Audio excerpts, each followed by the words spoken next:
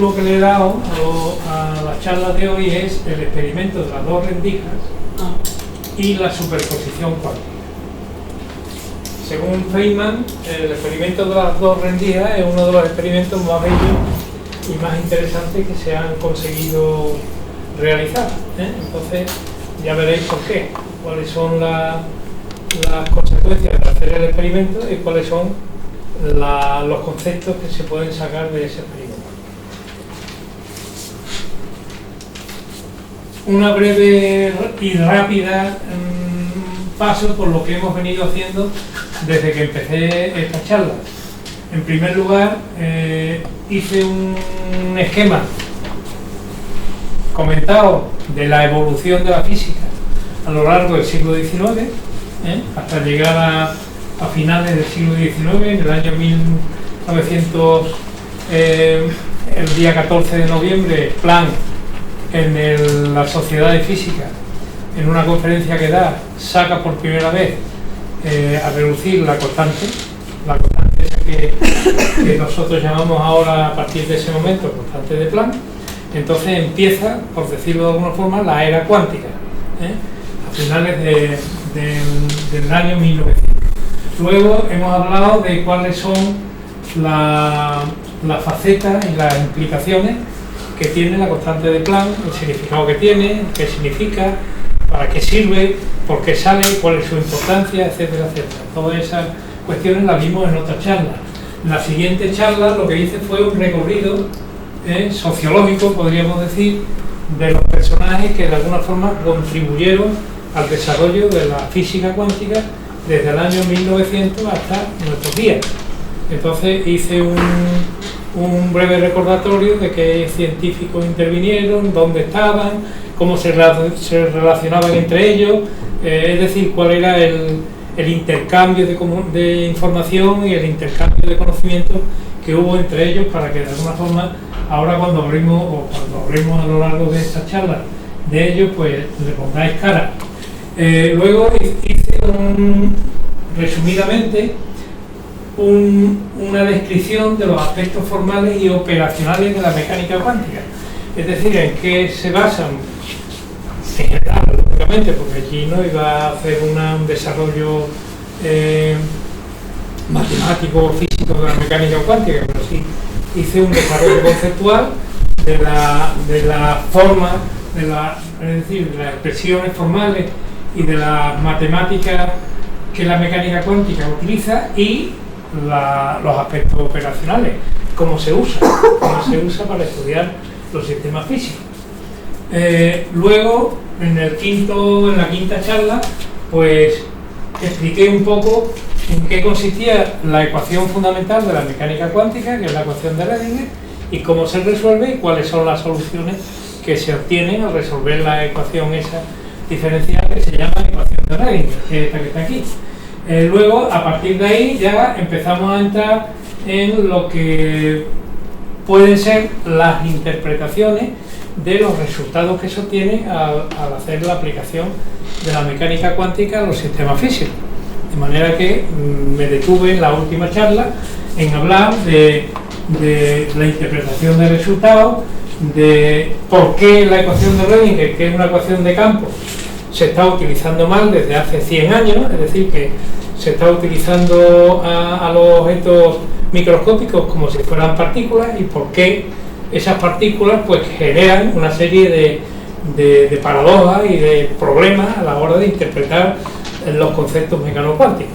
Entonces, ¿por qué tenemos que eliminar el concepto partícula de los sistemas físicos microscópicos que realmente no tienen forma ni tienen comportamientos de partículas, sino tienen comportamientos de campos?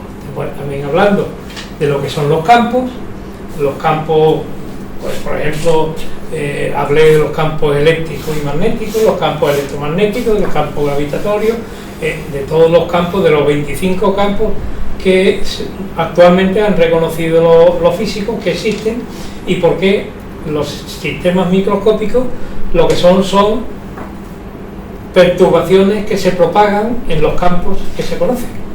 No son partículas, sino que son campos ondulantes.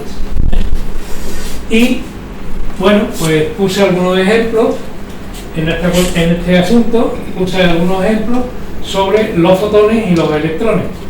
De alguna forma existe un comportamiento paralelo entre los fotones, que serían los grumos o paquetes de radiación electromagnética, y los electrones, que serían los grumos o paquetes de materia, que son los trozos más pequeños que se conocen de la materia.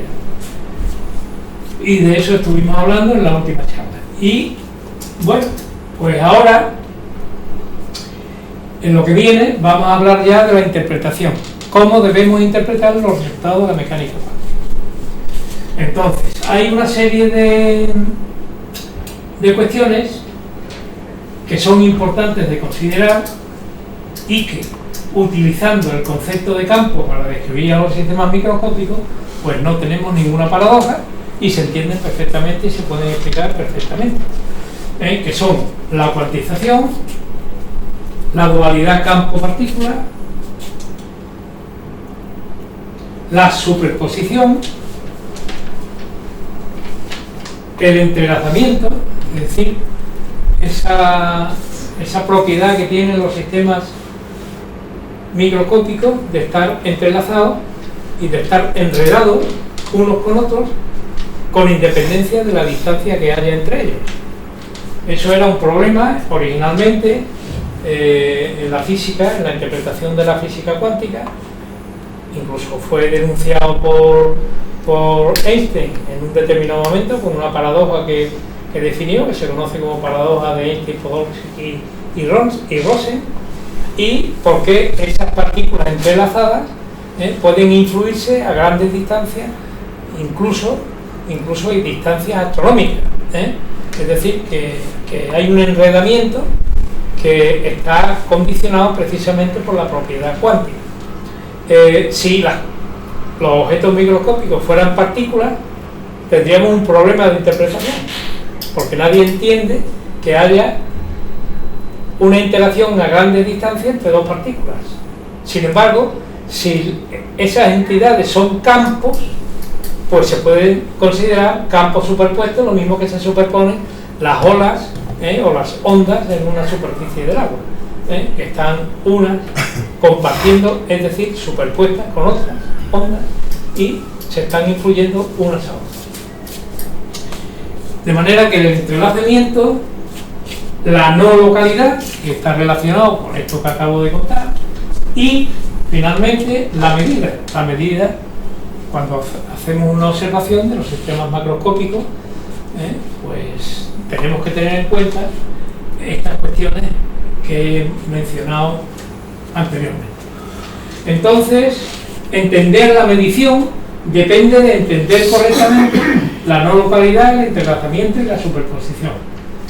Y entender estos tres conceptos, que son importantes y que surgen de una forma natural al considerar a los entes microscópicos como campos, pues entender estos tres conceptos depende de entender correctamente lo que es la cuantización y lo que es la dualidad campo-partícula. Entonces, esto sería el objetivo del próximo recorrido que vamos a hacer en las 3 o 4 charlas que tengo a partir de hoy. Entonces, hoy vamos a tocar el experimento de las dos rendijas y la superposición cuántica, que son, de los conceptos que os he señalado antes, de los 6, 2 de los más importantes. Luego ya, a partir de aquí, pues os voy a hablar del entrelazamiento, en qué consiste, el entrelazamiento cuántico, la no localidad cuántica. Os voy a contar la paradoja de Einstein, Podolsky y Rosen, que fue un problema que se le clavó a la mecánica cuántica, a la física cuántica, propuesto por Einstein, y que aducía que faltaban variables en la formulación de la mecánica cuántica, y que por eso teníamos en las paradojas que teníamos cuando queríamos interpretarlas. Entonces sacó una especie de propuesta mental, por decirlo de alguna forma, o teórica, en donde puso de manifiesto que la mecánica cuántica pues tenía variables ocultas. Vamos a hablar luego de las desigualdades de Bell, de John Bell, que son unas desigualdades que propuso este físico, en donde de alguna forma pues quitó del medio la paradoja de Einstein, Podolsky y Rosen, y entonces formuló matemáticamente, teóricamente, formuló una serie de desigualdades que de alguna forma ponían en valor a la mecánica cuántica, y entonces llevó a la contraria a la paradoja de Podolsky y Rosen y de Einstein, y de alguna forma puso en valor a la mecánica cuántica. Desde el punto de vista teórico, ya la veremos, son razonamientos lógico-matemáticos, en donde se pone de manifiesto que la mecánica cuántica tiene resultados que van más allá del conocimiento del ser humano. Es decir, que si no hubiera ser humano, seguirían cumpliéndose esas desigualdades, y por consiguiente la mecánica cuántica no depende de la conciencia del ser humano, sino que es una cosa objetivamente válida, ¿no? Entonces, a continuación vamos a ver los experimentos de Aspect, de Alain Aspect, que es el que puso experimentalmente en valor las desigualdades de Bell. Es decir, de una forma, Bell propuso de forma teórica esas desigualdades, y Aspect pues lo que hizo fue demostrar experimentalmente que se cumplían. Entonces, Aspect recibió el premio Nobel hace, me parece que fue en el año 2022, con otros dos autores más,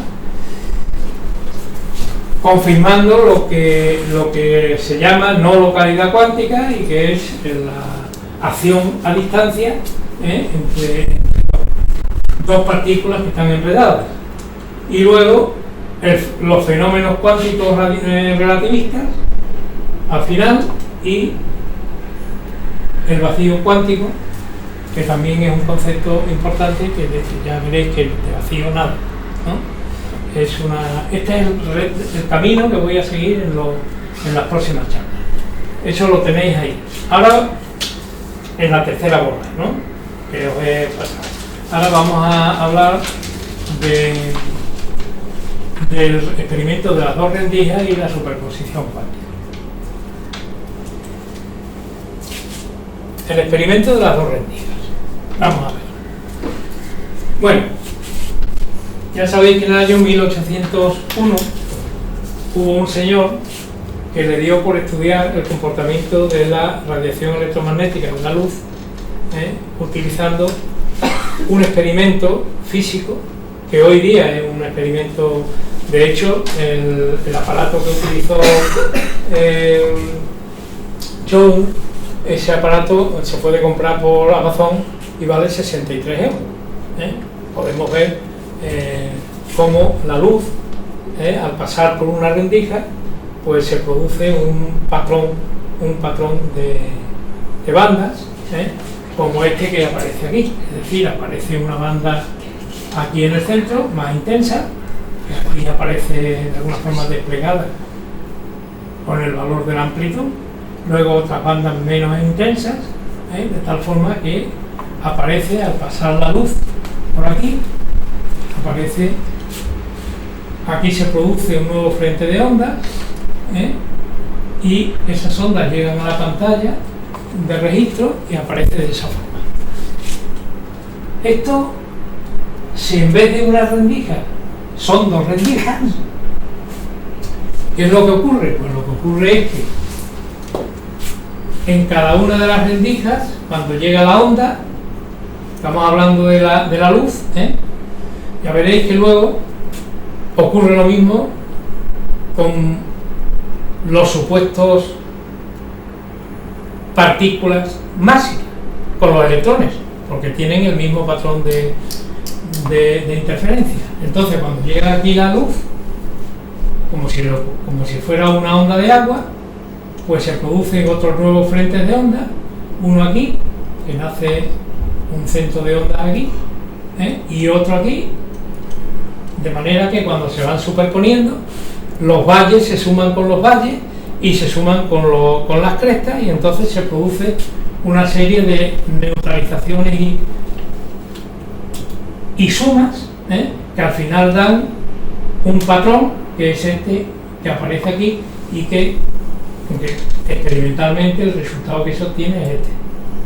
De manera que es una demostración de que hay un frente de ondas que se superpone a otro frente de ondas y que las crestas se suman a las crestas y a los valles, y entonces van apareciendo estos máximos que aparecen aquí, es decir, estas crestas en el resultado y estos valles que aparecen aquí. Entonces, esta es la experiencia de Young que dimos todos cuando dimos física en secundaria. Normalmente se explica en secundaria. Este experimento se hizo en el año 1801. Y este es el aparato que yo decía que valía 68 créditos, 68 euros, y que se puede comprar por Amazon cuando queráis, y si queréis hacer prácticas y experiencias con los hijos, con los estudiantes, pues es muy fácil, ¿no? Es muy fácil de usar. Aquí tenéis la lámpara, y aquí tenéis la rendija, y aquí tenéis el objetivo por donde se ve y donde se ven las interferencias. Y estos son 3 tipos de rendija, porque cuanto más estrecha, pues más finas son las bandas que aparecen en el patrón. Bueno,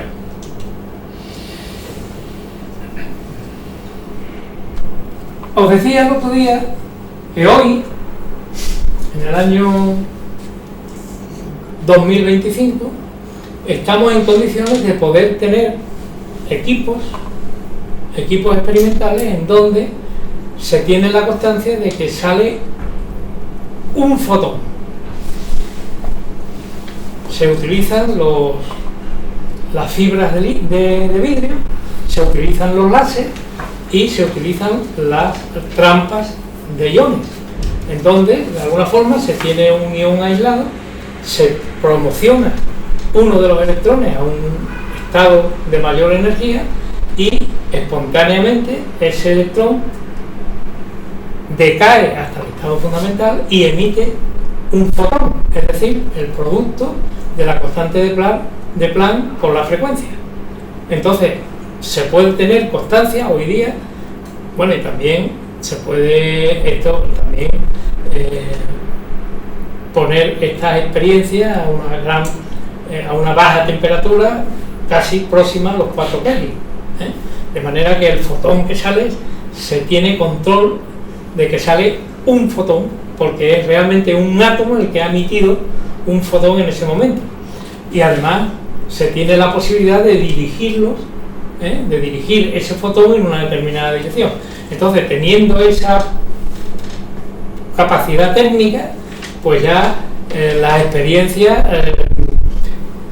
son mucho más claras y son mucho más interesantes, porque ya no trabajamos con muchos fotones, sino simplemente conocemos cuál va a ser el camino que va a tener el fotón. Entonces, yo puedo tener una fuente que emite luz monocromática, es decir, con una sola longitud de onda, con una sola frecuencia, y además con un solo fotón. O puedo tener, por ejemplo, fuentes de electrones monoenergéticos y también de un solo electrón. Lo puedo hacer o bien con láser, para el caso de la luz, en donde me va a salir un haz coherente de fotones, o bien lo puedo hacer con un tubo de rayos catódicos, en donde los electrones yo puedo dirigirlos y puedo conseguir, modificando y variando las condiciones de trabajo del tubo, de que salga un electrón cada vez, es decir, que tengo control para eso. ¿Qué ocurre?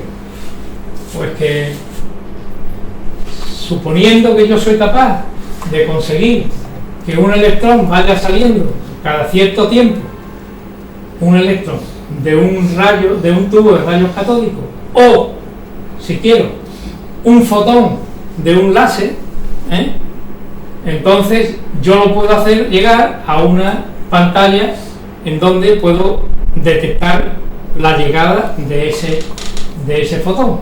Entonces, de hecho, la experiencia nos muestra que puedo obtener un registro de o bien los fotones o bien los electrones en una pantalla apropiada, parecida a una pantalla de televisión.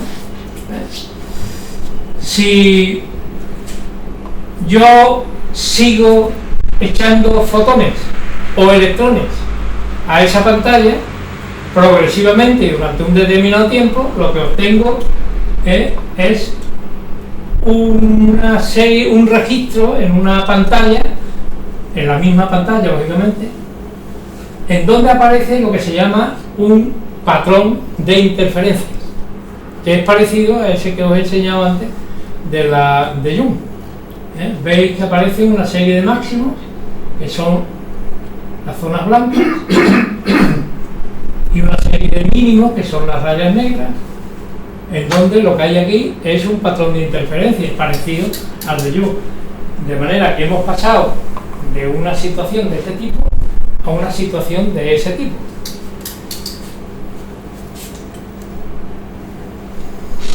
En ambas figuras los impactos similares a partículas, que serían estos, se acumulan en la pantalla de detección hasta formar patrones de interferencia de ondas, que serían eso. Para que lo veáis, está claro que cuando llega una partícula, sea fotón o sea electrón, a la pantalla, pues lo que está haciendo es simplemente haciendo una señal local de la llegada del electrón o del fotón. Si continúo haciendo llegar fotones y electrones, pues me aparece este patrón, en donde dice, bueno, ¿y cómo es posible que cada electrón por separado sepa dónde tiene que llegar, de tal forma que al final, después de acumular una serie de impactos, me aparezca este patrón de interferencias? Es que saben los electrones o los fotones cuál va a ser el comportamiento de los que a continuación van a ir llegando o no van a ir llegando, es decir, dónde van a caer y dónde tengo yo que caer, para que de alguna forma esto que aparece aquí pues constituya un patrón de interferencia. Pues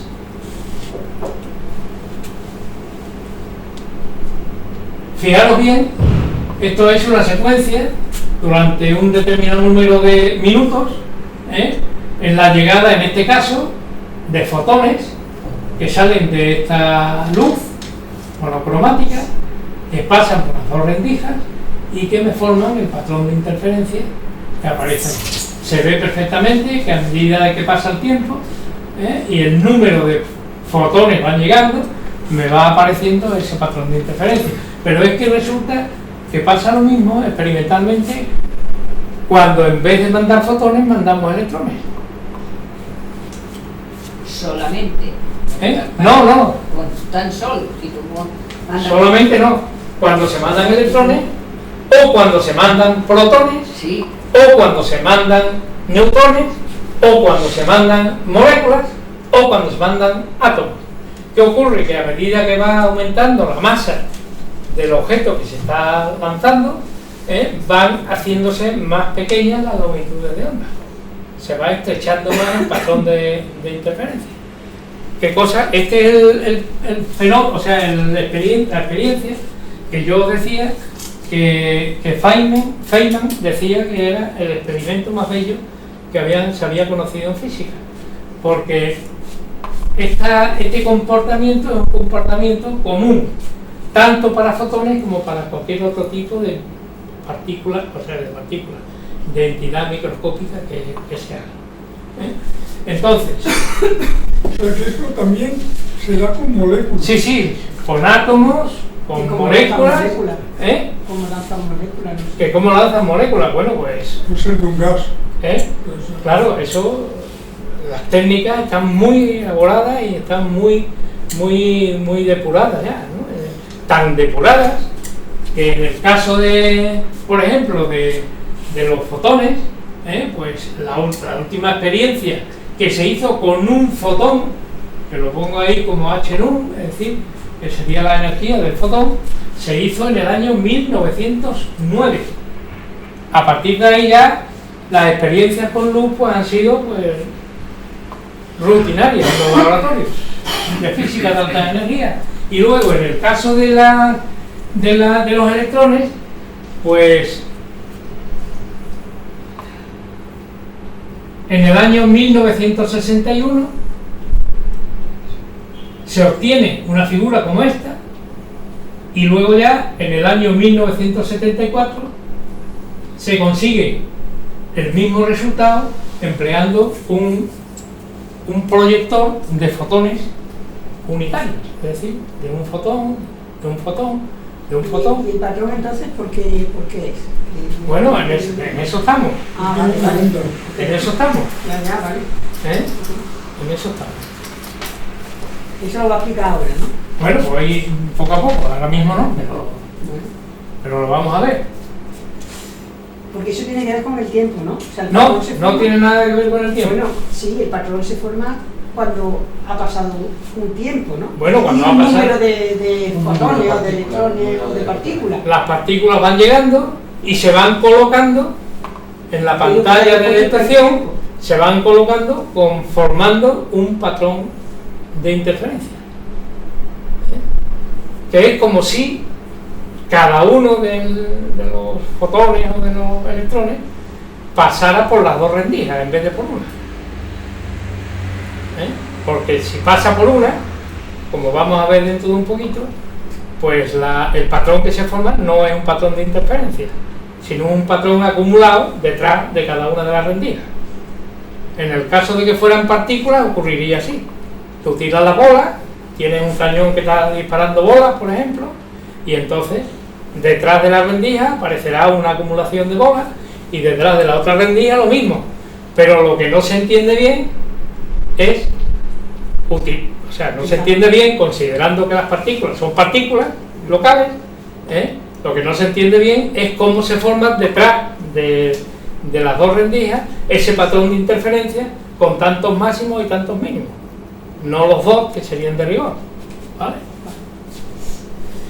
Eso se explica perfectamente si los electrones y los fotones fueran perturbaciones en campos que se van propagando como si fuera una ola.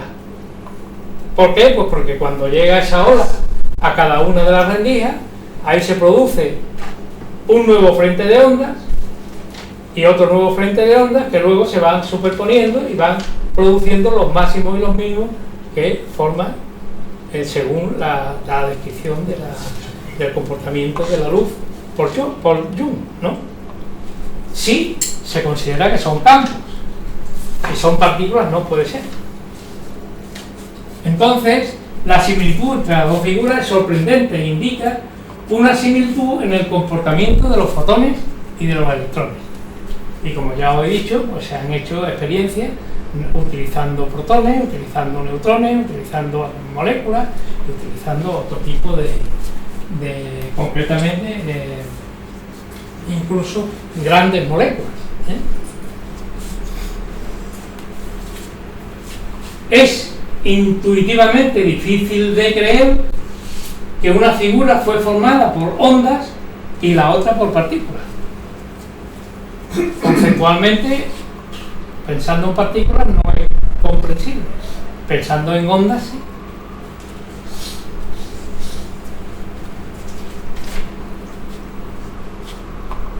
Este es el de la luz y este es el de los electrones.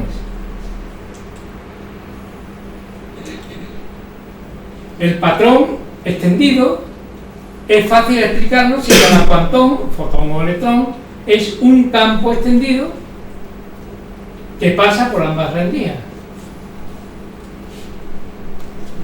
¿Pero podría el patrón surgir de partículas? No. Aquí no hay cosas fantasmales. Es decir, hay veces que la literatura de ficción pues dice, esto hay influencias externas, ¿no? Aquí no hay tutía. Es decir, o son partículas o son ondas. Si son partículas, no puede ser.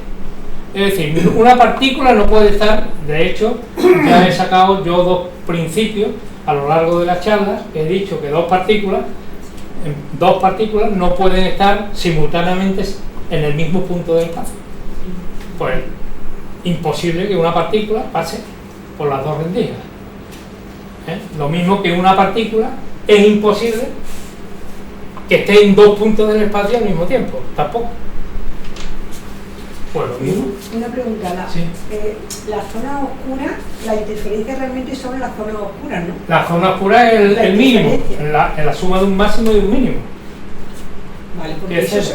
la luz es el máximo. O sea, El vamos a máximo, tener claro. el Cuando máximo sumas un máximo con un máximo, que aparece un de máximo luz, duplicado. de luz. Y cuando sumas un mínimo con un mínimo, pues un valle con un valle, pues aparece un valle duplicado. Cada cuantón debe llevar información sobre el patrón completo que se forma en la pantalla, porque si no, no se entiende. Se podría decir que cada cuantón está distribuido y extendido a lo largo del patrón.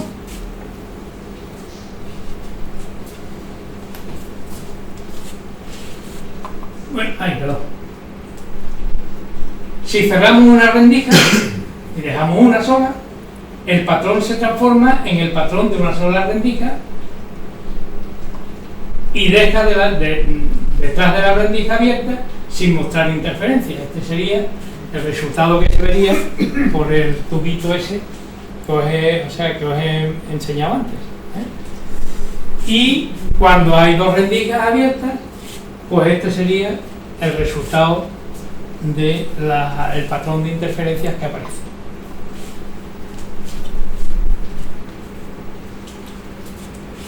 Así, cada cuantón lleva información diferente dependiendo de si están abiertas dos rendijas o solo una.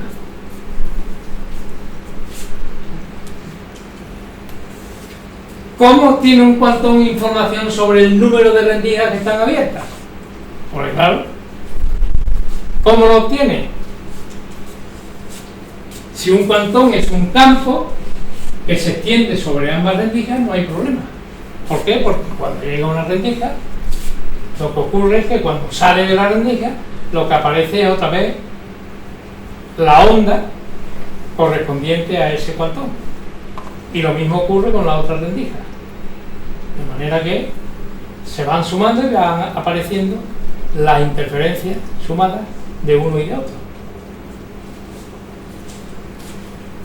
Pero ¿podría una partícula que pasa solo por una rendija obtener esta información detectando fuerzas físicas de la otra rendija relativamente distante? Porque esto ocurre, luego podemos hacer la experiencia separando las rendijas, de manera que se vuelve a cumplir.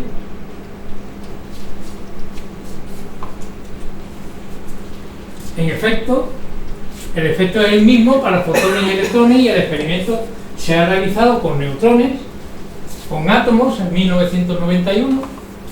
No pongo la referencia porque no merece la pena, pero que sepáis que si queréis os la paso, donde aparece la publicación del laboratorio que ha hecho la experiencia y que presenta el patrón de interferencia y muchos tipos moleculares en 1999, lo que hace difícil imaginar otras fuerzas gravitacionales, electromagnéticas o nucleares que causen un efecto de fuerza de tan larga distancia.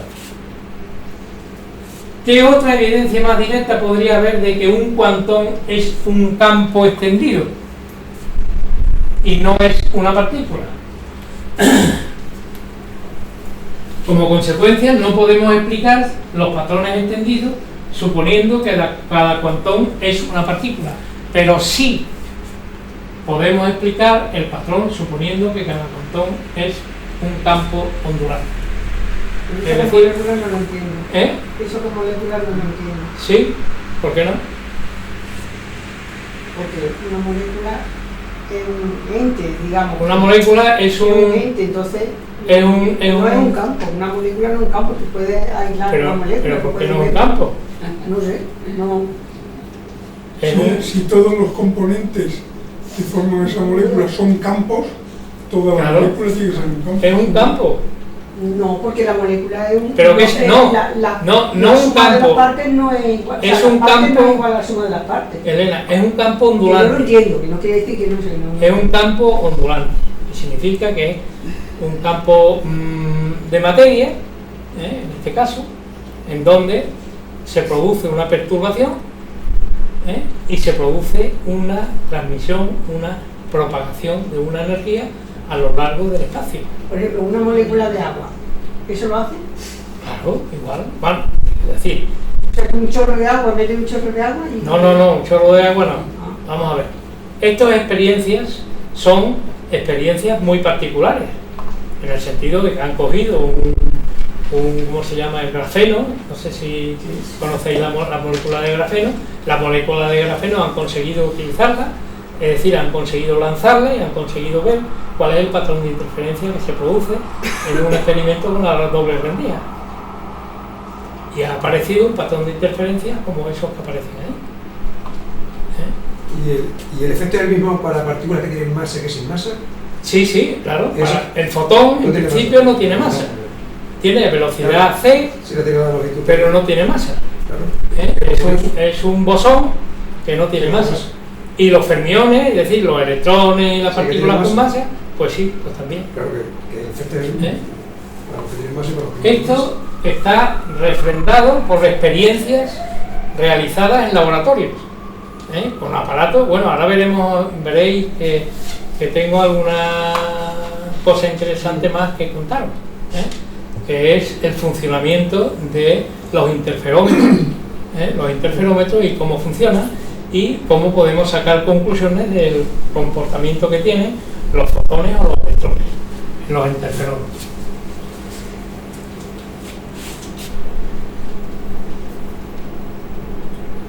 Consideremos los pequeños puntos de impacto similares a partículas. Podemos explicarlos si los cuantones son partículas, pero ¿podemos explicarlos si los cuantones son campos? Es decir, si nosotros consideramos que los electrones o los fotones son partículas, podríamos explicar que en la pantalla de detección aparecieran esas señales, ¿de acuerdo? Ahora, si en vez de ser partículas son campos, ¿podemos explicar también esas señales? Pues la metáfora que se utiliza para imaginar estos campos es que pues además son campos tridimensionales, es decir, que cuando se produce una onda en un campo no es una onda plana, sino que es una onda tridimensional. Entonces es como si fuera un globo que va hacia la pantalla de detección, y entonces en la pantalla de detección un átomo que está localizado allí, cuando llega se colapsa sobre ese átomo con el que ha chocado, que imaginamos que es un globo, por ejemplo, en donde aparece una aguja en la pantalla de detección. Cuando llega el globo se pincha y ya desaparece el cuantón unitario. Entonces la partícula, que es un campo esférico. Claro, es un campo Sí. propagándose. Y la propagación, es decir, la figura que te has puesto aquí es de onda en plano. Claro, Sí, bueno, claro, es que... es que la luz es una onda tridimensional. Claro, entonces eso no se puede... si me explico. En plano ve ahí la interferencia de la onda, pero la interferencia de campos que son Es difícil representarlo. esférico, o sea, Sí. una esfera que interfiere con otra esfera. Claro, y se van sumando los máximos y los mínimos. Porque tú tienes la esfera que se va propagando ondulatoriamente.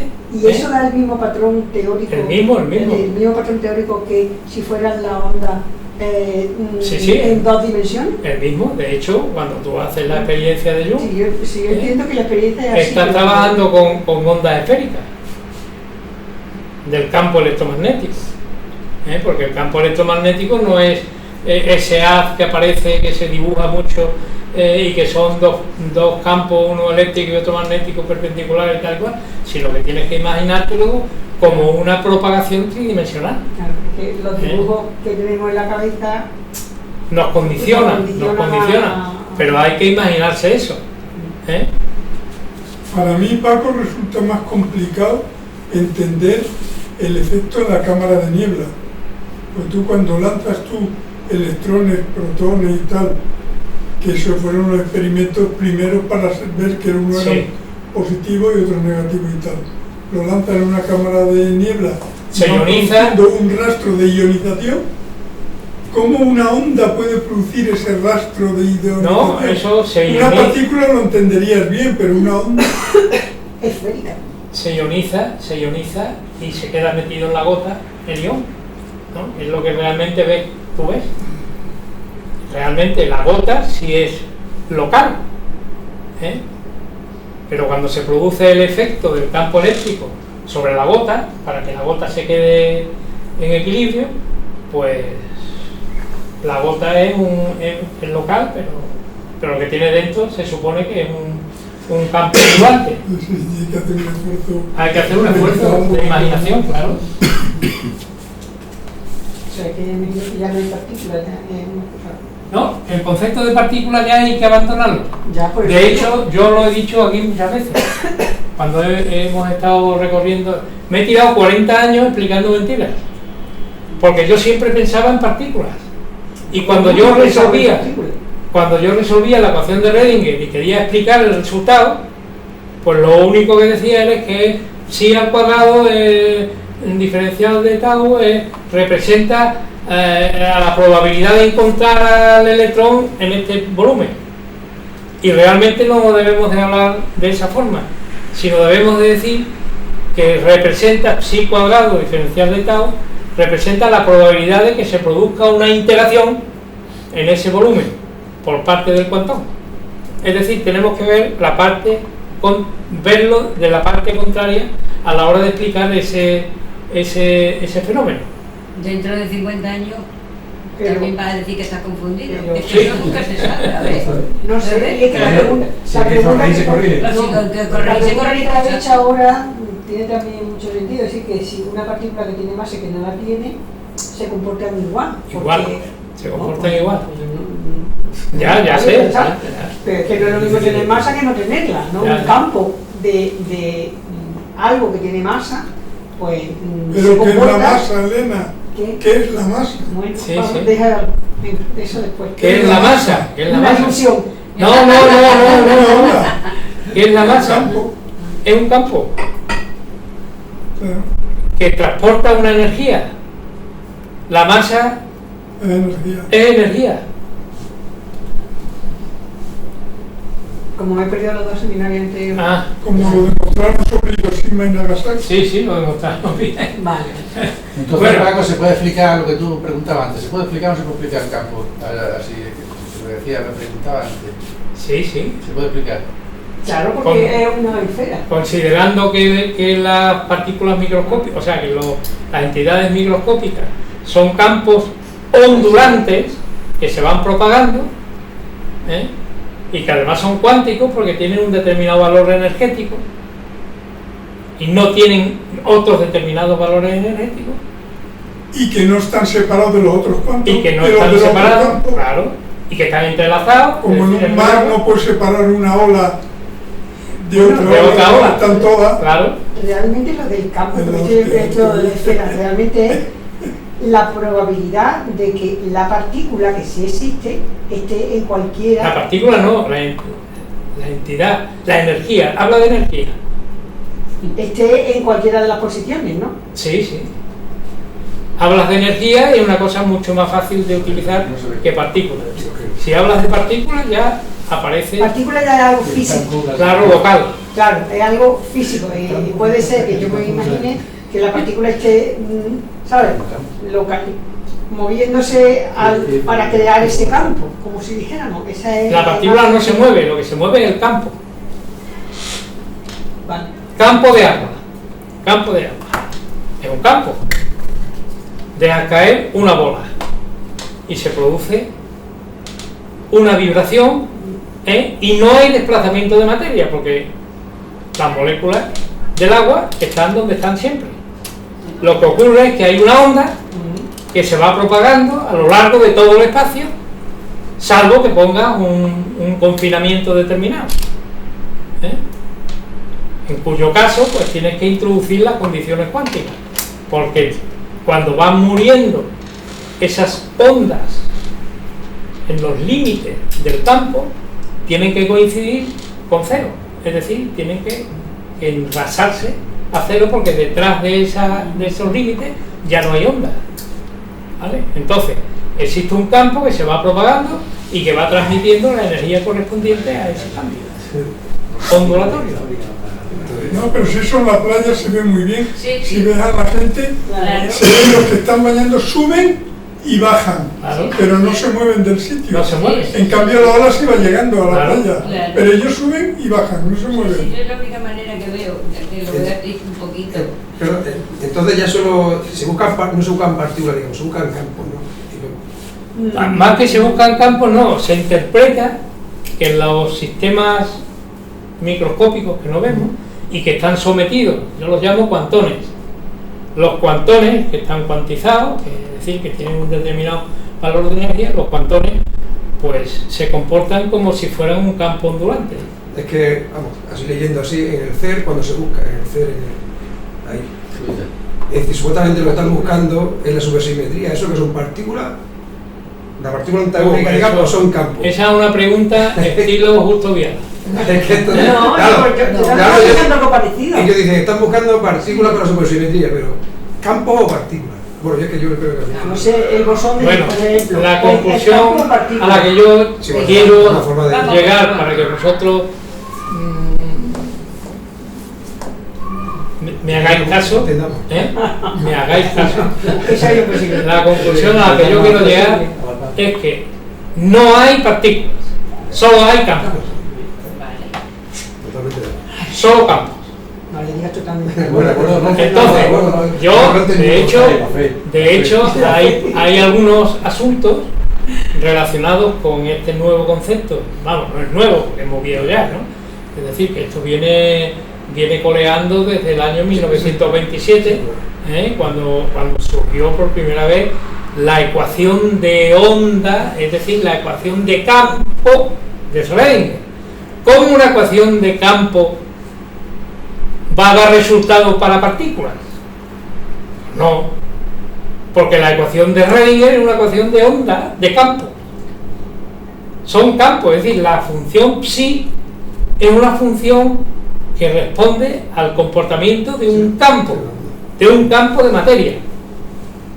Entonces, ¿qué ocurrió? Lo que pasa es que a la hora de poder interpretar los resultados, pues se tira por el camino más fácil. Y entonces el físico que trabaja en este tipo de temas dice, bueno, tú calculas y no pienses en esas cosas que son filosofía.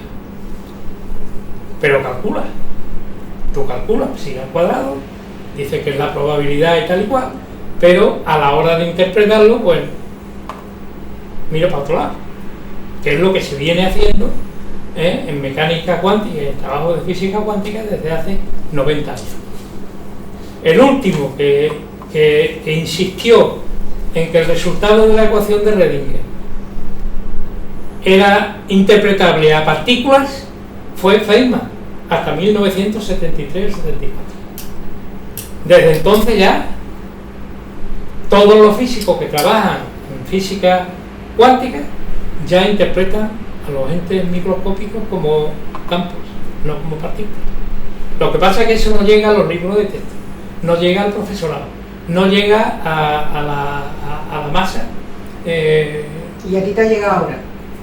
Bueno, yo es que he tenido la suerte de encontrar un texto en donde he entendido, después de 45 años explicando mecánica cuántica, he entendido que tiene razón el trabajar con cuantos, porque no te crea las paradojas de que si la onda corpúsculo, que si no sé qué, y si no sé cuánto, que son paradojas difíciles de comprender. El efecto túnel, en fin, un montón de asuntos relacionados con la cuántica que no son interpretables cuando consideramos a los entes microscópicos como partículas locales. Los destellos que se ven en ambas figuras son eventos multiatómicos iniciados por interacciones de un único cuantón con la pantalla, que es lo que yo decía antes de que el cuantón es como una especie de globo que va hacia la pantalla y cuando llega a la pantalla pues choca con un átomo que está allí en la pantalla, y entonces se colapsa y todo lo que podía ser la interacción del cuantón campo con la pantalla se convierte en una acción puntual, local. Cada electrón interactúa con una porción de una película fluorescente creando 500 fotones. Estos fotones excitan un fotocátodo metálico produciendo fotoelectrones, el efecto fotoeléctrico, que luego se enfocan en una imagen puntual que se muestra en un monitor de televisión. Bueno,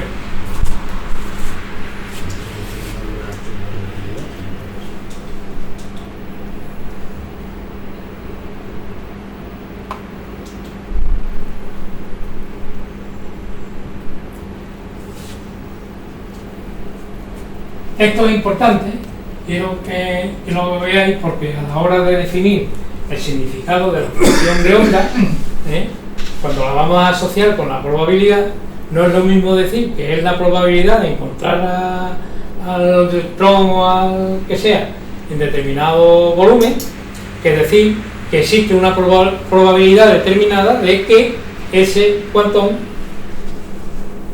colapse en ese diferencial de volumen. Son dos cosas, son dos formas de ver la cosa, pero la que hay que verla es la que yo estoy diciendo al final. Es decir, no se puede pensar en la existencia, la probabilidad de existencia de un cuantón en un determinado volumen, no se puede confundir con lo que es realmente, y es la probabilidad de que ese cuantón interaccione con ese diferencial de volumen.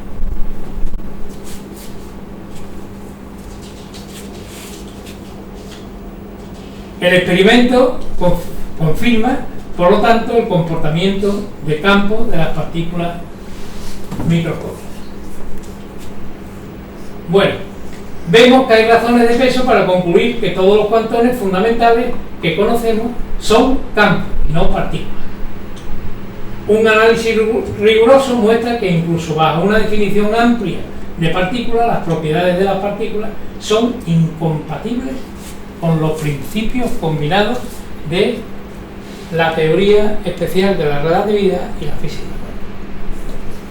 De la teoría especial de la relatividad que cogemos, pues uno de las conclusiones más importantes, y es que no puede haber movimientos que lleven una velocidad superior a la velocidad de la luz. De manera que si hay un cuantón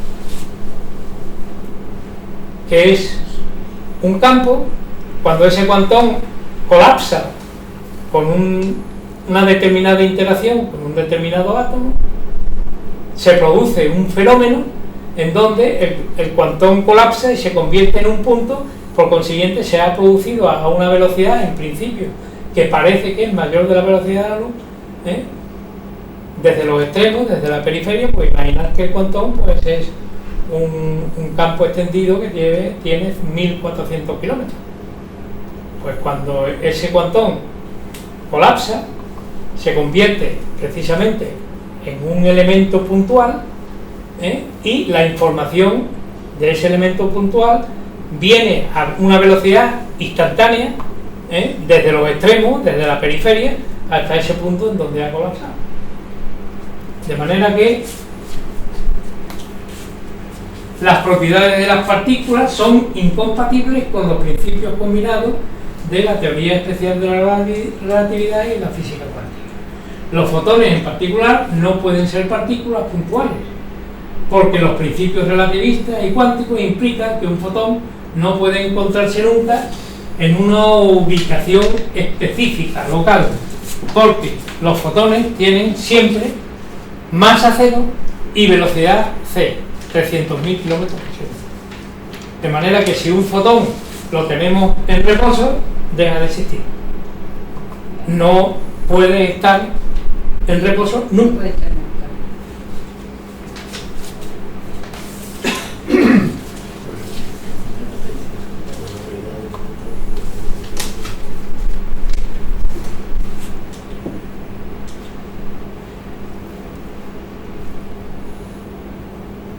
Así que la velocidad constante c no depende del marco de referencia en el que se observa el fotón. El fotón no tiene masa en reposo, lo que significa que no puede existir si no se está moviendo.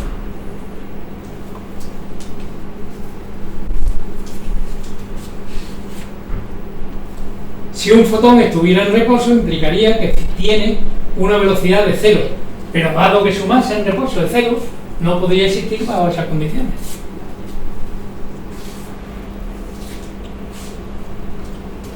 Por lo tanto, siempre debe estar en movimiento y lo hace a la velocidad máxima posible en el universo, que es la velocidad c.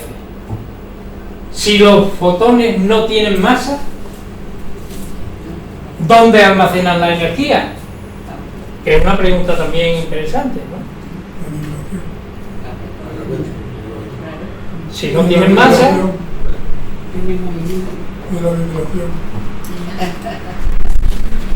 pues un fotón es una onda que es una perturbación en un campo, es decir, equivalente a una energía. Esa perturbación es una energía que se va propagando a lo largo de todo el espacio. Ahí está la energía.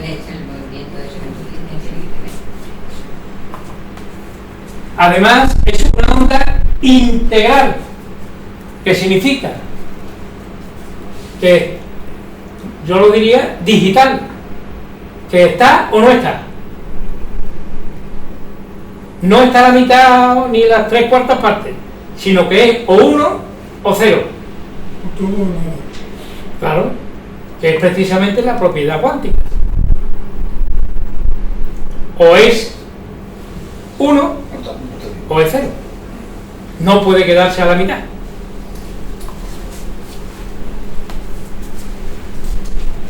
Bueno, la no localidad. De todas formas, Paco,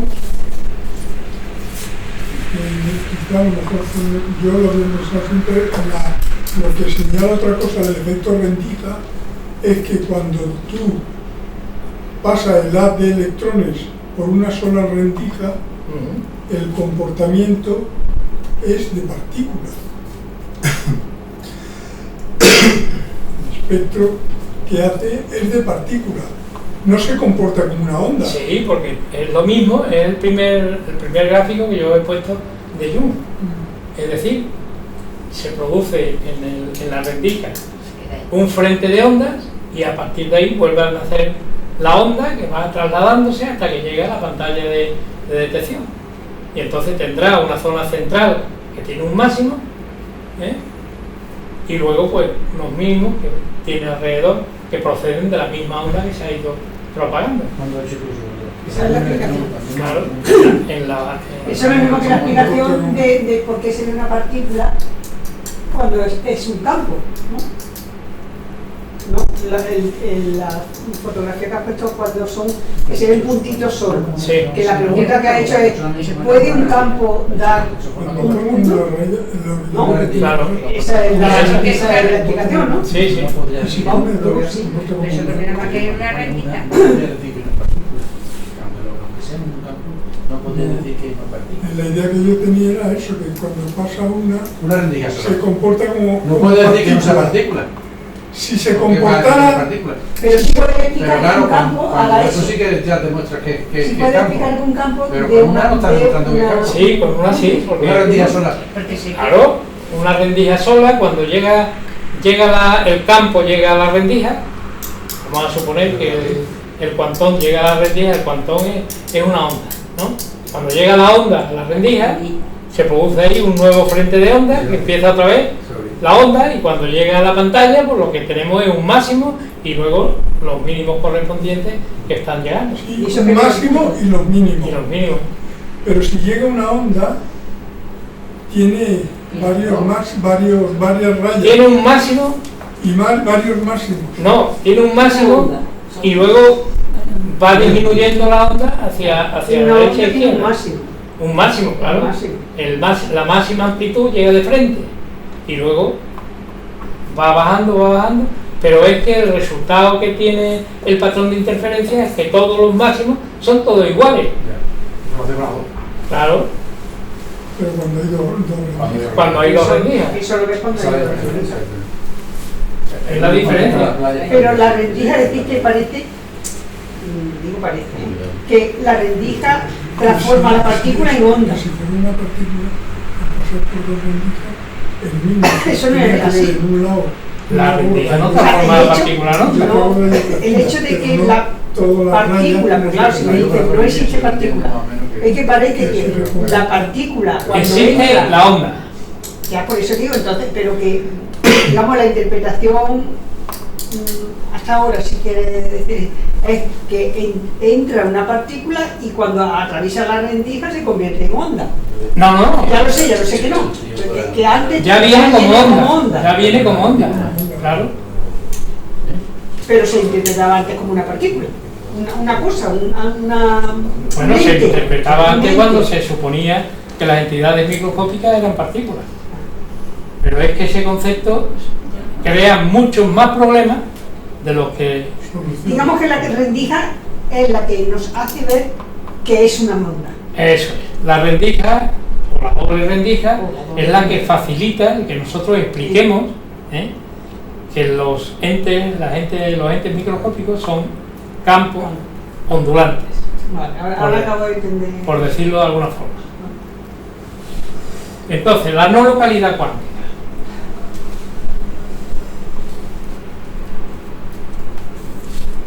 Como analogía clásica, imaginemos un estanque de agua, tranquilo, con una mitad oriental cubierta por una fina capa de petróleo y la otra mitad occidental libre de petróleo. Debemos caer una pequeña piedra en la mitad occidental creando ondas que se mueven hacia la periferia, que podría ser esto, ¿no? Entonces, ahí, ¿qué es lo que está ocurriendo? Pues lo que está ocurriendo es que donde ha caído la piedrecita se está produciendo una vibración, no está cambiando la distancia relativa entre una partícula y otra del campo, entre unos valores, unos diferenciales de volumen del campo, y entonces pues lo que está haciendo el campo es trasladando a lo largo de esas ondulaciones la energía que ha producido esa perturbación, ¿de acuerdo? Entonces eso se va propagando. Claro, a mitad del recipiente eso hemos echado petróleo, o hemos echado algún aceite, por ejemplo, petróleo. Estas ondas rebotarán parcialmente en el límite agua-petróleo. Claro, es lo que suele verse, que rebotan y se van para atrás. Se dirigirán hacia el oeste y también cruzarán parcialmente hacia el petróleo y continuarán dirigiéndose hacia el este. Es decir, que habrá en la zona periférica habrá una onda que vuelve para atrás y otra, la misma, que sigue, que es la que venía del centro del agua donde se había producido la perturbación. Entonces, esa onda en el petróleo pues está afectada precisamente de las características del petróleo.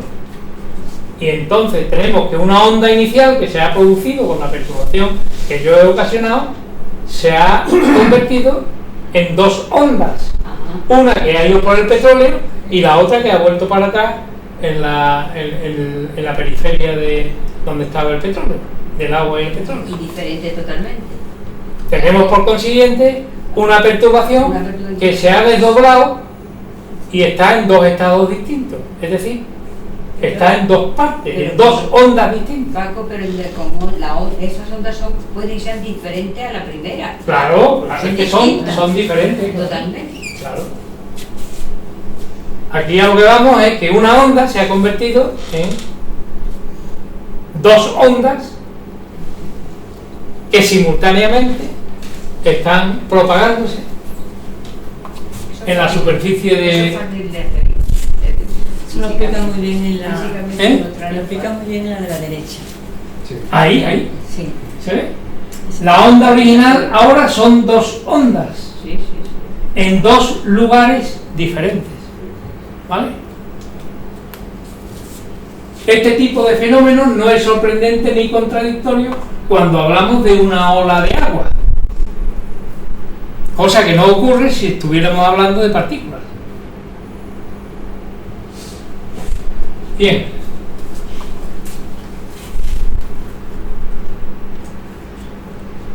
Va a ver esta experiencia que es muy interesante, ¿eh? Y que nos ayudará a razonar. Esta experiencia se usa, de hecho, se usa incluso de forma rutinaria. Esto que tenéis aquí en el centro es lo que se conoce como un interferómetro de Mach-Zehnder. Este interferómetro de Mach-Zehnder es un aparato que se puede comprar también por Amazon, ¿eh? Que vale 3.500 euros más 1.500 euros que vale el láser de helio neo que hay que ponerle para ir emitiendo fotón a fotón, uno a uno, ¿eh? De manera que esto es el aparato, como veis además está ahí soportado por una especie de rueda de coche para que las vibraciones no perturben, y que además se trabaja con ello pues a una temperatura de próxima a los 4 Kelvin, es decir, prácticamente en el cero absoluto, ¿eh? Entonces este aparato es un aparato que se puede comprar y que ya desde hace 20 años está a disposición del que quiera, ¿eh? El que tenga 5.000 euros pues se puede comprar uno cuando quiera. Entonces el esquema de funcionamiento es el siguiente: hay dos caminos, el camino 2 y el camino 1, está aquí, ahora os lo explicaré. Hay dos espejos, un espejo aquí y otro espejo aquí. Un espejo en donde se produce, están en 45 grados, en donde se produce un reflejo de 45 grados, que son estos dos espejos, este y este. Y luego hay dos divisores de haz, uno aquí y otro aquí, que son divisores del 50-50, se llaman 50-50%, porque reflejan el 50% y transmiten el 50%. De manera que si yo hago llegar un haz de fotones, por ejemplo, aquí a este dispersor, pues la mitad seguiría reflejada hacia arriba y la otra mitad se irían por aquí transmitidas por aquí. Eso se construye pues poniéndole una capa de plata detrás al cristal. Eso es lo que se llama un espejo dicroico. ¿Eh? Un espejo dicroico, ¿puede se llaman así? No sé. No sé. Que reflejan la luz en una dirección y reflejan y transmiten al 50%. Entonces, eso yo no sé cómo lo hacen. Me imagino que los especialistas que se dedican a fabricar este tipo de cosas lo harán adecuadamente. La capa de plata que se le pone al cristal por detrás tiene que ser de tal forma que nada más que pueda transmitir el 50%, ¿eh? Entonces, ¿cómo funciona esto? Es muy fácil. Aquí habría un láser que es capaz de emitir un fotón, uno solo, ¿eh? Un fotón, para que cuando llegue aquí el fotón o se transmita o se refleje.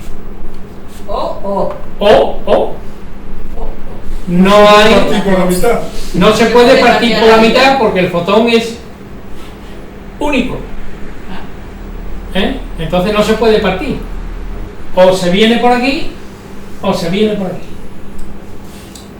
Si tenemos aquí un láser que lo que hace es mandar un tren de fotones, es decir, uno cada 2 segundos, pues uno se transmitirá y otros se reflejarán. ¿Y eso queda aleatorio? ¿Eso queda aleatorio? Bueno, no se sabe. En principio no se sabe. Soluciones tiene la física cuántica para ese asunto.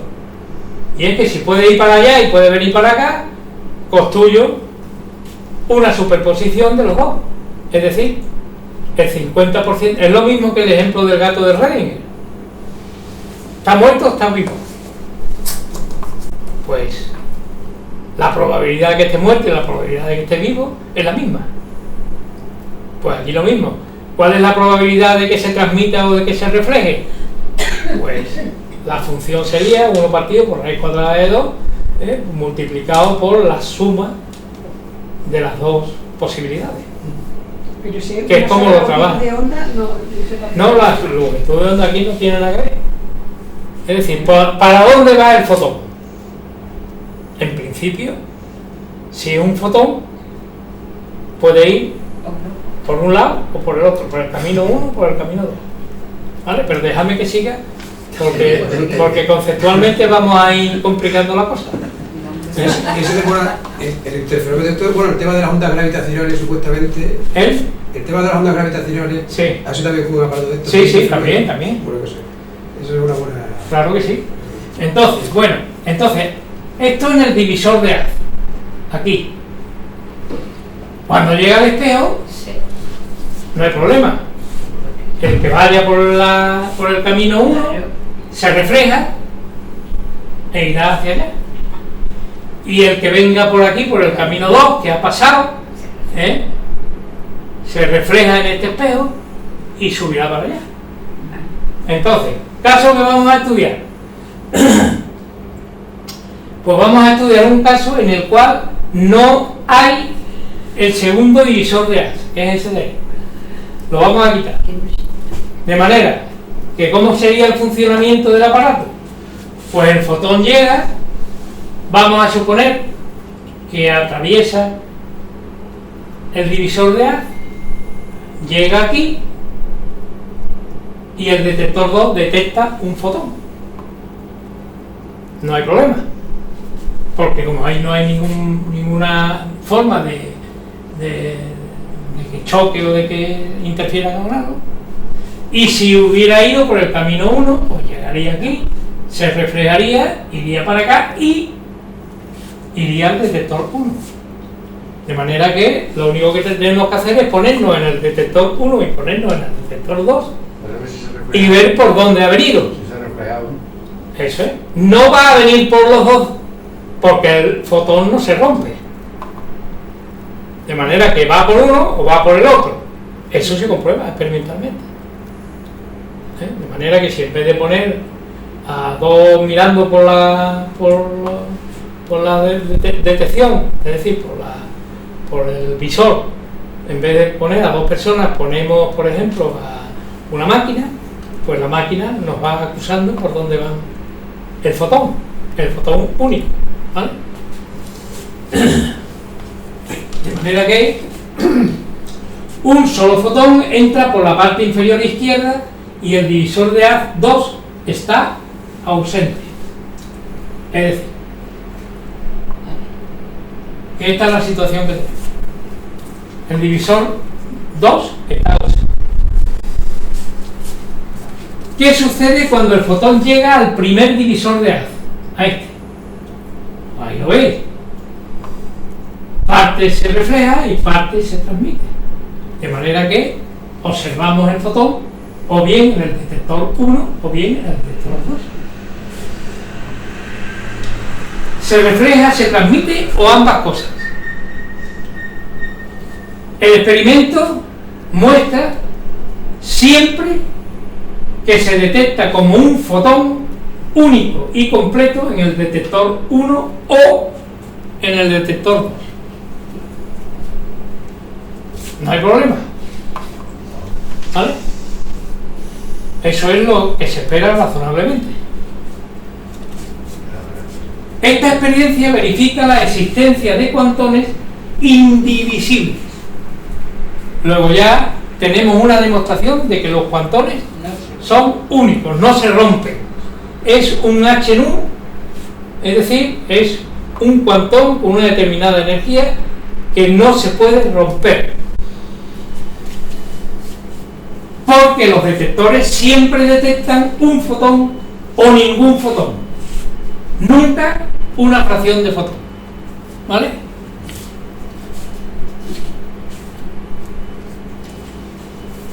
Ahora vamos a cambiar la experiencia.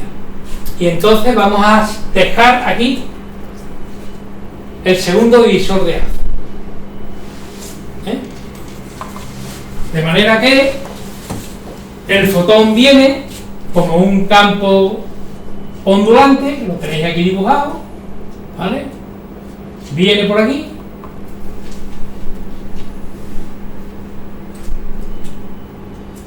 llega aquí, y ahora aquí se puede reflejar o puede transmitirse. Hemos complicado el ejemplo anterior, es decir, el caso anterior, al introducir aquí el divisor de 2.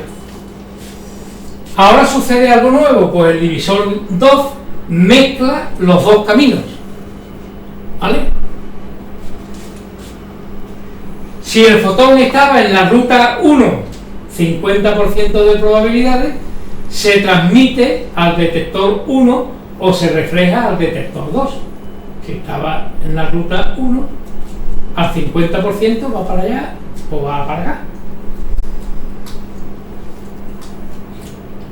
Con lo cual, no importa qué camino tome el fotón, pues termina en el detector 1 o en el detector 2 con el 50% de probabilidades para cada uno de los detectores. Anda, mira, ¿Eh? de su voz. Porque Ahora no podemos saber qué camino tomó el fotón, A ver. ¿vale? Entonces, para eso la mecánica cuántica tiene soluciones. Porque si no sabemos ni podemos saber qué camino toma el fotón, la mecánica cuántica dice que toma los dos caminos. No, uno o otro. ¿No? Los dos. Los dos. Los dos.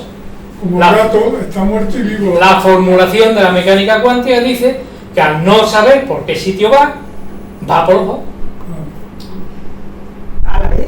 Claro, sí, a la vez. Es un poco complicado. Eso es lo que... Cuando yo... Solo colapsa cuando lo determina. Eso es. Cuando yo resuelvo la ecuación de Redinger, me salen unas soluciones que son infinitas. Porque el número cuántico va desde 0 hasta infinito.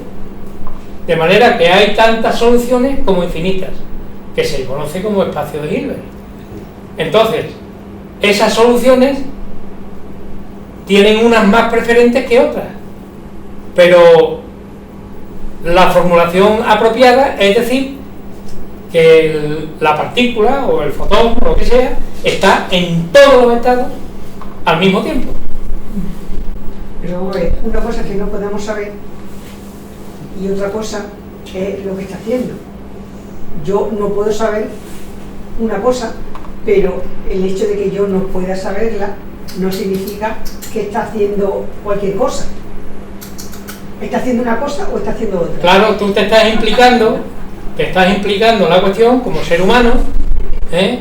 Y estás poniendo ahí tu conciencia y tu razonamiento y tu conocimiento.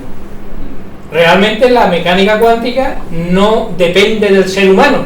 Si el ser humano no existe y no utiliza su conciencia ni su pensamiento, pues la mecánica cuántica debe de ser tan objetiva como que funcione. Si yo no existo, la ¿Vale? mecánica cuántica no existe para mí. Bueno, Para entender eso ¿eh? un derecho. La En un matriz capítulo cuántica. que cae al suelo, Eso. ¿se genera una onda sonora o no? Sí, el problema de que cuando yo doy una palmada, si Cuando tú das una palmada, no, cuando se cae un árbol genera un sonido y depende si yo lo estoy escuchando Genera o no, o una onda.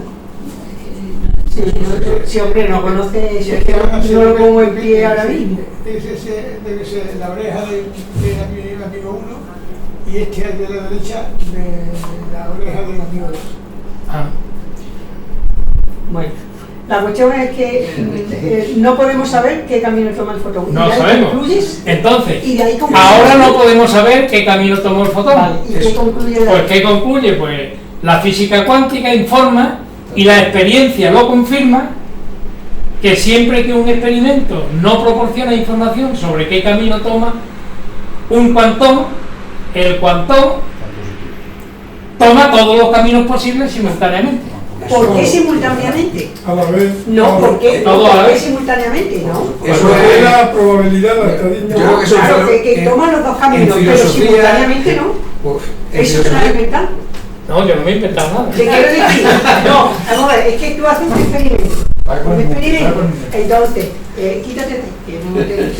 Tú haces un experimento, entonces, una vez te sale una forma y otra vez... No, más general todavía. No tiene una información que confirme realmente lo que está haciendo.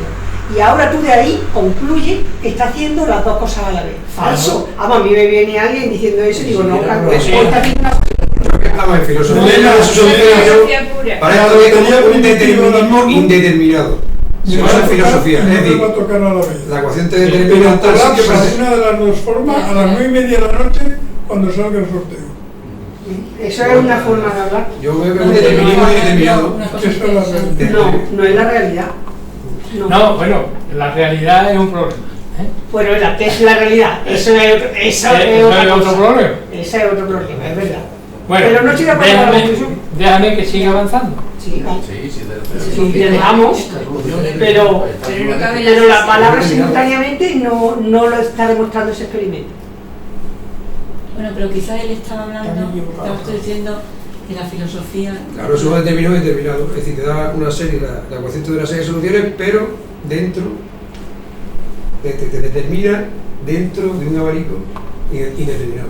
Sí, vamos, eso sí. Eso Eso es correcto. Exacto. Eso es correcto. Hay que entenderlo de Es lo mismo, Eso es o sea, el ejemplo, que ya lo veremos, porque lo que pasa es que en el ejemplo del gato de Schrödinger estamos hablando de medición macroscópica, pero todavía no hemos llegado a eso.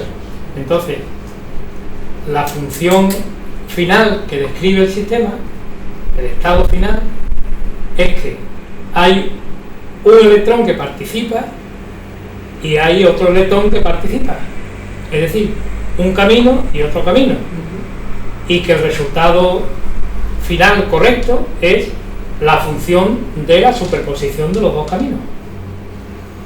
Es que hay que hablar del colapso de la función de onda, que es cuando se ve dónde está uno u otro, ¿no? Ya, pero que yo todavía no he llegado al colapso. Bueno, ahora dice, el fotón se mueve a lo largo de ambos caminos separados. He mandado un fotón. Pero has dicho que a uno o a otro camino. No, a los dos. Has dicho que al principio has dicho que eso en el caso en el que no había, el divisor de arriba, el segundo divisor. Pero ahora hemos puesto el divisor 2. Entonces y entonces ahora se ha complicado la cosa, porque ahora no podemos saber por qué camino ha ido, porque realmente por cada uno de los caminos que ha ido ha tenido un resultado en los detectores y por eso no sabemos por qué camino ha ido, ¿vale? Entonces el fotón se mueve a lo largo de ambos caminos separados. Eso es difícil de creer, que es lo que te pasa a ti, Elena. Pero es que no se trata de creer, se trata de demostrar. Sí, es difícil de creer. Hay que dar la solución, cuando no sabemos por dónde ha ido, va por todo. Claro, bueno, vamos.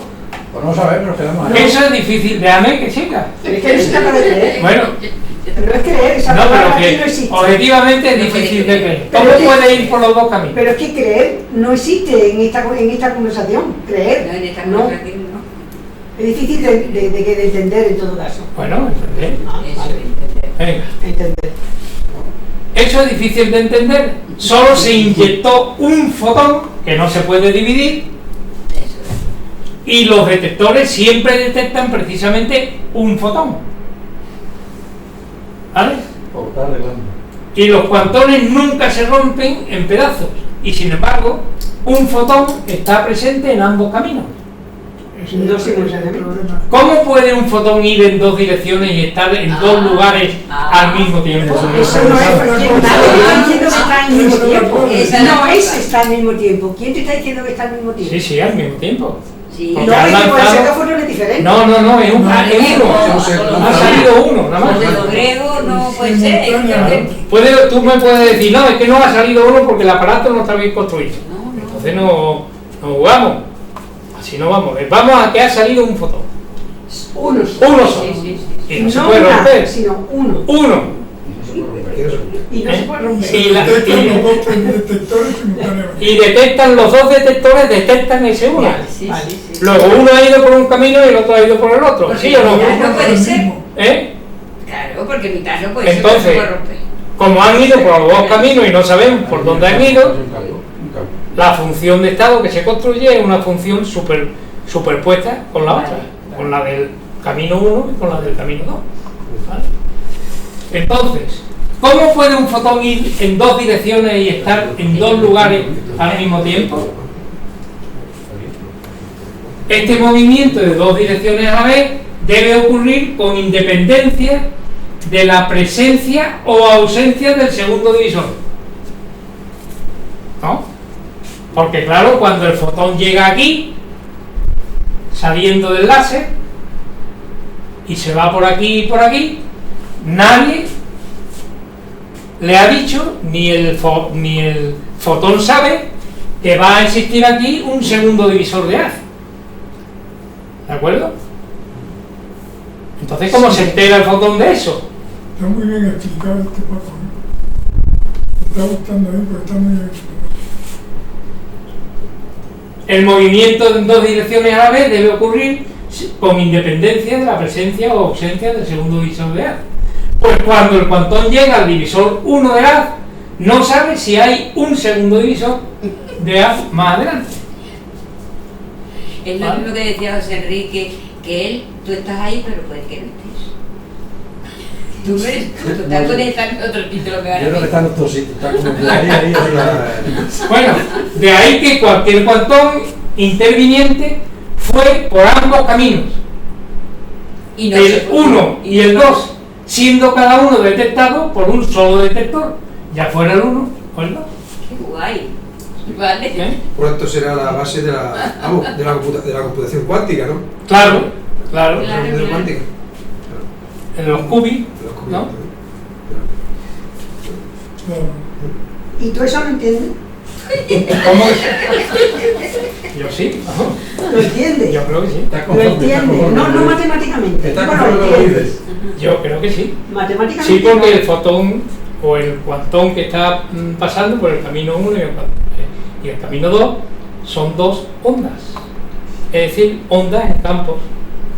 Y entonces, al ser ondas, pues entonces son Pero entonces entidades será- no locales. Entonces eso ya es diferente. Eso ya es diferente. Pero tú no me has preguntado que si yo lo entiendo. Estamos pensando en partículas, ¿verdad? Claro, Claro. pero ya estamos pensando en partículas. Ah, tú no en estás ondas. pensando como partículas, yo no. Entonces la computación cuántica. Yo he intentado. Ah, claro, pero tú la has explicado ahí para que nosotros nos dijéramos partículas. Tú, no, ahí podría haber hecho la distinción otra vez. La onda. No, mira que lo vengo insistiendo. No, ya, Hay pero que olvidar ahí, el concepto de partícula. ahí tenía que haber hecho esa. Bueno, hay que olvidar el concepto de ese partícula. recuerdo.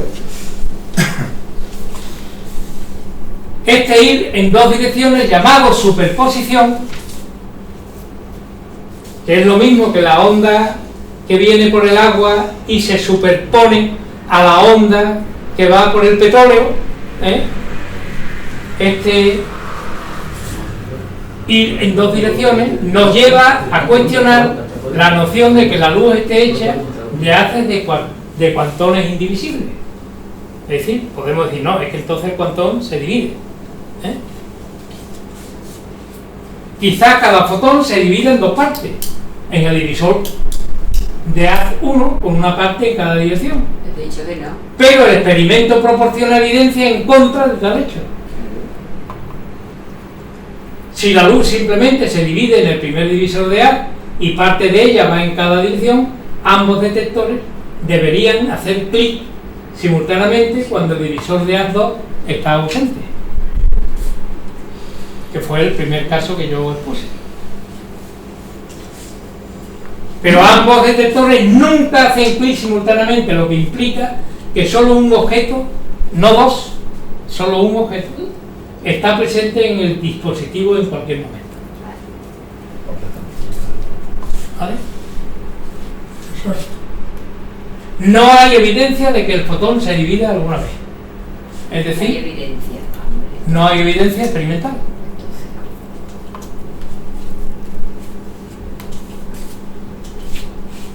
El experimento con el interferómetro es así. El cuantón va en ambos sentidos al salir del divisor 1. Es decir, al salir del divisor 1 va en dos direcciones. Lo que es más sorprendente y singularmente cuántico es que, a diferencia de las ondas de agua, estas ondas siguen siendo un solo fotón, pero en dos lugares.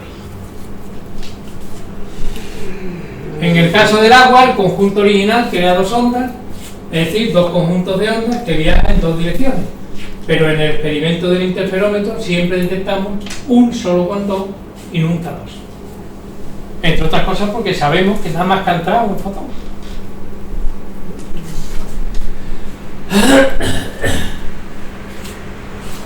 Un cuantón es una cosa unitaria que puede estar en dos lugares a la vez. Y la materia se comporta de la misma forma. Un átomo o molécula material también es una onda en un campo y puede estar en dos lugares a la vez.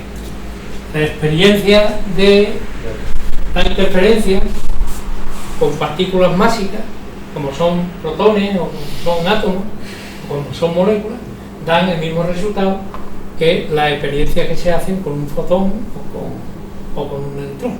¿Y eso también sale con moléculas? Sí, sí, también. Lo único que ocurre es que la longitud de onda que se detecta en la interferencia, en el fenómeno de interferencia, es mucho más pequeñita en el caso de grandes masas, como por ejemplo una molécula. De hecho, ¿una molécula sale también que puede estar en los dos sitios a la vez? Claro, claro. Es el mismo resultado el que se obtiene.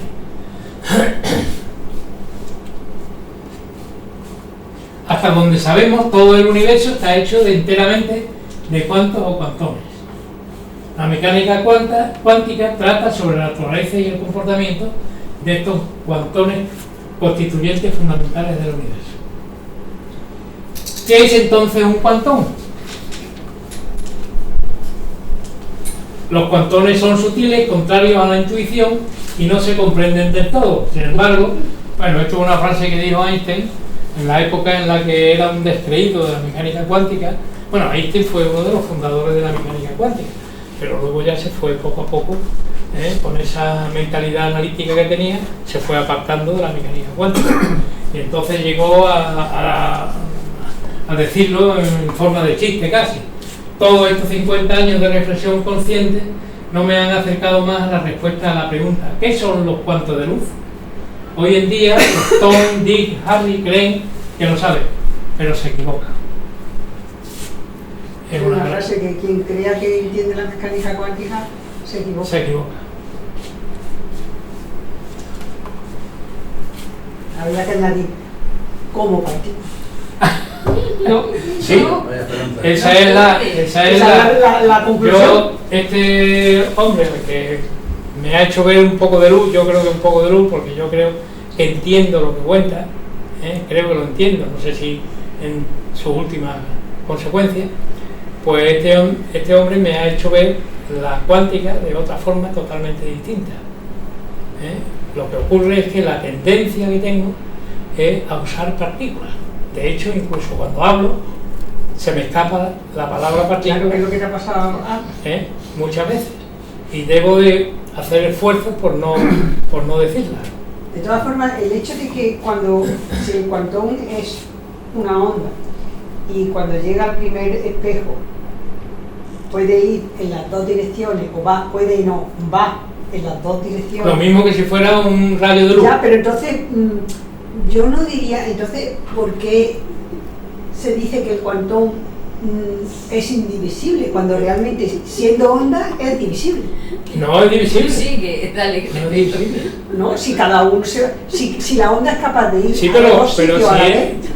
Si tú me dices que es divisible, estás imaginando que cuando la onda continúa por la parte que se transmite o por la parte que se refleja, pues son dos ondas con energía, ¿no? Pues no, es una sola onda. Que va por dos caminos. Que va por dos caminos, claro. Diferente. Elena, que no. No te das cuenta. Es una onda que va por dos caminos diferentes. Sí, sí. Una misma, la misma. Una misma. Se superponen, según dice. En un ángulo de 90 grados. Sí. Ahí, sí,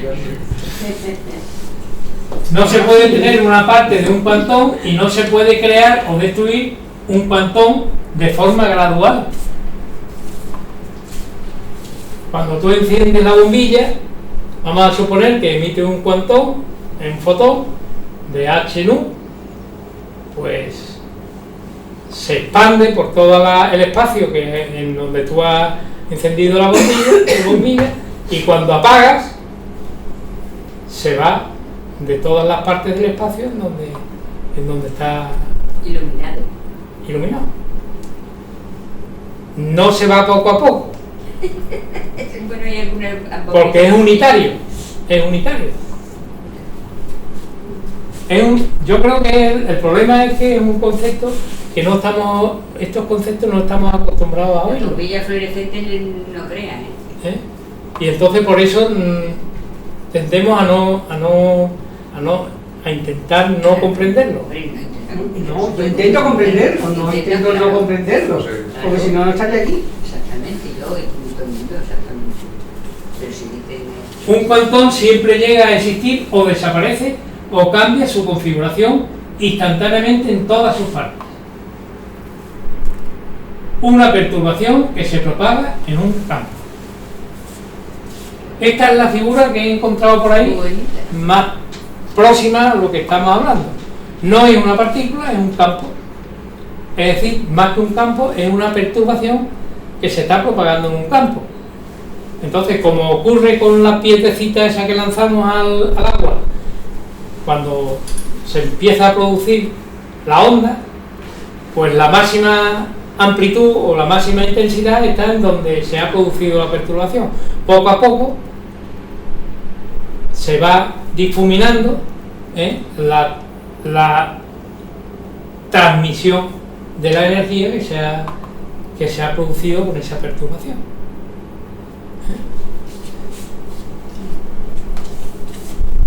Cuando encendemos una luz, cada cuantón de luz espacialmente extendido aparece de una vez. Y cuando la luz se desvanece, cada cuantón de luz completo desaparece de repente, aunque el fotón pueda tener kilómetros de ancho.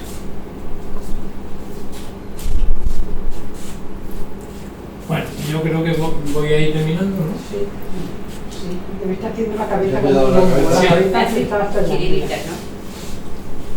Además, a veces los cuantones saltan instantáneamente de una configuración a otra completamente diferente.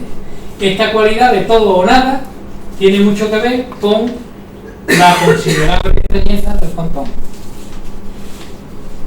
Una característica del cuantón es su no localidad, que es decir, ocupando todo el espacio. Ocupará todo el espacio, pero allá en la gran distancia, pues ya prácticamente el cuantón, la perturbación está prácticamente a cero.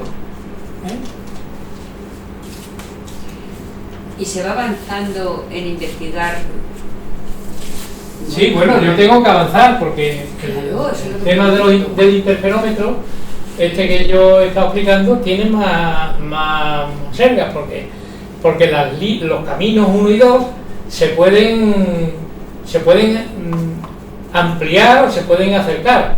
Es decir, puedo hacer uso de esa experiencia de múltiples formas, y además incluso la puedo complicar con otros espejos y con otros divisores de haz que nos llevan a determinadas conclusiones, lo mismo que hemos llegado a algunas conclusiones con la primera experiencia.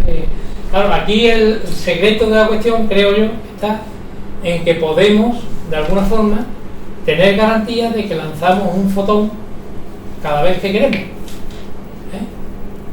Eso es lo importante. ¿Y cuándo se ha conseguido el poder interpretar el fenómeno de la interferencia y de esto? Pues cuando hemos podido construir equipamiento técnico suficiente como para poder emitir fotones independientemente uno de los, o electrones uno detrás de otro, o protones o átomos uno detrás de otro. Cuando esa tecnología se ha puesto en marcha, que es hace aproximadamente unos 20 años, pues es cuando se ha podido profundizar en esta cuestión.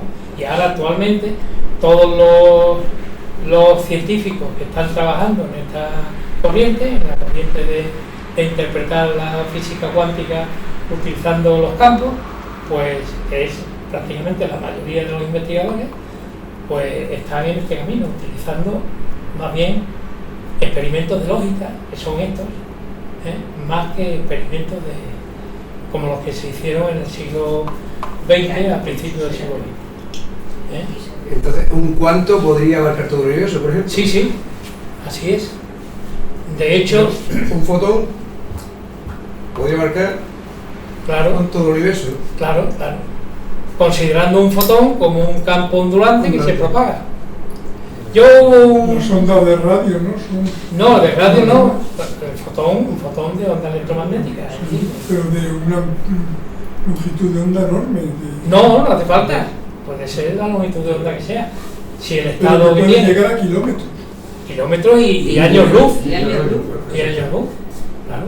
Es decir, que el cuantón puede tener la extensión que sea, ¿no? Eso es interesante. Hombre, yo creo que sí. A mí me parece una cuestión esta que incluso podemos entenderla. Ya veréis, bueno, vamos a avanzar luego un poquito cuando veamos la paradoja de Einstein-Podolsky-Rosen, que se habla de ella así de una forma extraterrestre con ella, ¿no? Pero ya veréis que también está dentro de la lógica lo que ellos proponen.